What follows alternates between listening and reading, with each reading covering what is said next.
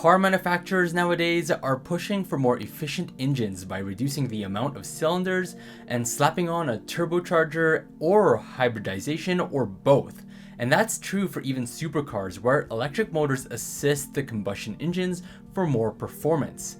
This is an overall trend I see in new production vehicles, and it seems like it will continue like this until cars go fully EV, which I hope does not happen soon. However, there is one welcome surprise from a Japanese car manufacturer: the release of a new turbocharged inline 6 motor.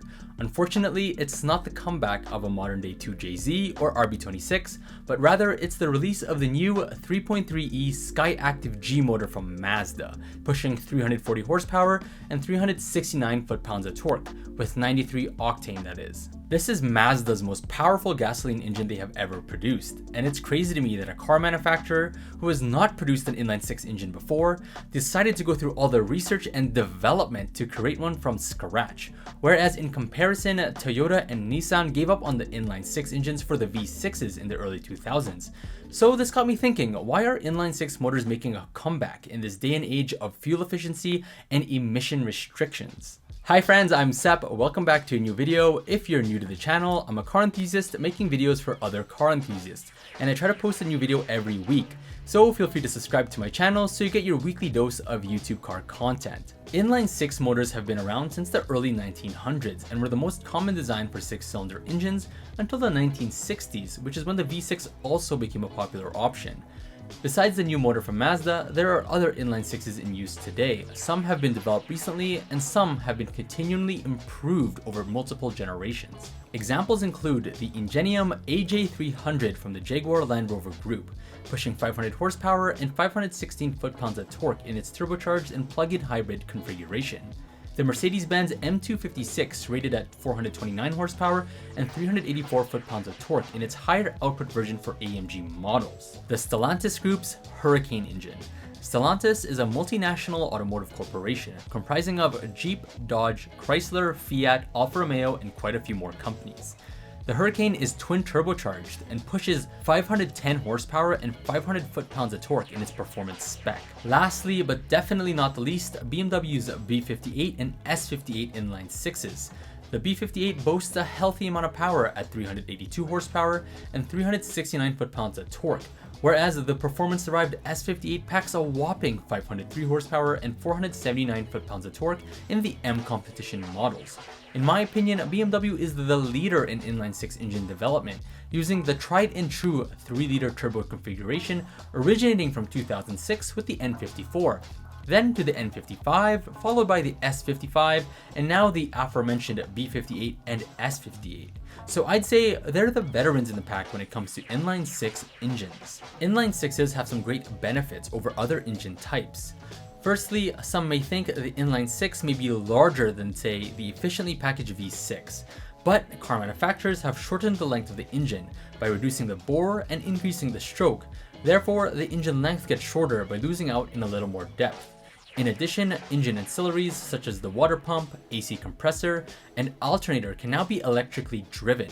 Therefore, accessory belts don't have to be positioned at the front of the engine, opening up more space in the engine bay. Secondly, straight 6s are inherently balanced engines because each cylinder has a twin that's doing the exact same thing but in opposite sequence, simultaneously and in the same plane of each other, thus cancelling out each other's forces and limiting the amount of vibration produced. Compared to banked engines, which require split crank pins, balanced shafts, and much more to achieve the same engine balance. Thirdly, inline 6s only have one cylinder head, 2 camshafts, 1 exhaust manifold, and 1 catalytic converter stemming from the exhaust manifold. As the saying goes, less is more. This benefits car manufacturers because they don't need to produce 2 of the same parts.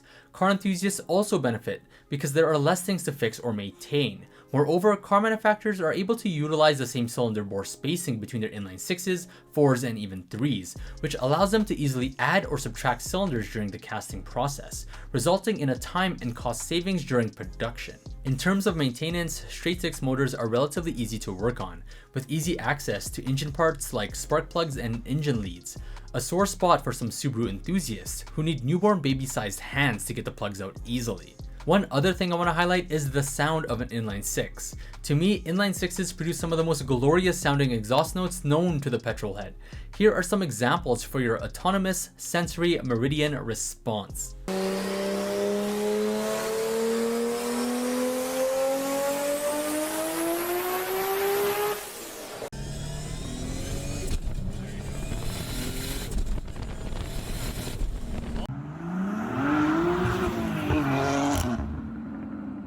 Car enthusiasts generally don't like engine downsizing.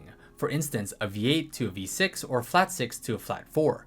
On an aside, thank goodness Porsche went back to a flat 6 for the Cayman. Anyways, most times the engine is what makes you gravitate toward a car. The sound and the feel from an engine gives it a unique character. And when a car manufacturer swaps out a twin-turbo V8 to a turbocharged 4-cylinder, you best believe it's going to ruffle some feathers in the car community. Mazda releasing a new inline 6 actually makes a lot of sense. Naturally aspirated V6s originally swapped out inline 6s because of its ability to be packaged up efficiently in an engine bay, and its ease of modularity between different car chassis. However, now with car manufacturers needing to stay cost efficient while retaining the same type of performance from the past, an inline 6 provides cost savings when it comes to production, it makes strong and smooth power, and when it's matched up with a turbo and hybrid setup, can boost performance and achieve fuel efficiency unbeknownst to the inline 6s of the past. As a car enthusiast, I'm excited to see these new inline 6 motors released. Not to say Mazda's inline 6 will be thrown into a Miata, I think they note somewhere that it's only for the larger platforms. But regardless, I think as more and more inline 6s release, the possibility of them getting thrown into sportier cars increases as well. So what do you guys think of the new inline 6 motors? Do you think it's a good alternative for, let's say, the V8? Let me know down in the comments. Anyways, that's it for this video. Thank you very much for watching. Please like and subscribe if you enjoyed. I'll catch you all on the next one. Take care.